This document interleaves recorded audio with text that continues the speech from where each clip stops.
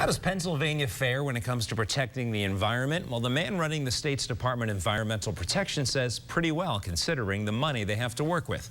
The I-Team's Andy Mahalchik is in Wilkes-Barre tonight with more on what the DEP would like to do. Andy? Well, Nick, one of the key issues facing Pennsylvania is the health of its waterways, like the Susquehanna River here in Wilkes-Barre. I spoke with Patrick McConnell about those waterways and other important issues facing northeastern Pennsylvania. A fisherman tries to catch the big one in the Susquehanna River near Plymouth on Tuesday. While many people fish the river, not many eat what they catch because of pollution concerns. Enter Acting Secretary of the DEP, Patrick McDonald. He tells me reducing storm sewer runoff, including raw sewage seeping into the river, is a top priority.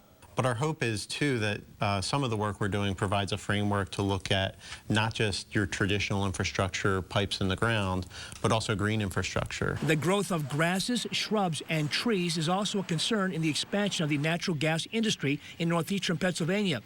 But also, he says, is making sure regulations of that industry are enforced. These are regulations specifically designed to reduce the environmental impacts on surface. Scott Cannon, who is a member of the Gas Drilling Awareness Coalition, an environmental watchdog group, says they're watching how that enforcement is implemented, but also hopes the DEP will do more on climate change. We're now seeing climate change problems happen now in Louisiana and other parts of the world. We need to really invest our time, invest our efforts in renewable energy. One of McDonald's biggest concerns is dealing with a legacy of the state's energy sector, mine reclamation, eliminating the scars of a once booming coal mining industry. Focus not just on abandoned mine reclamation, the environmental aspects, but also economic development impacts as well.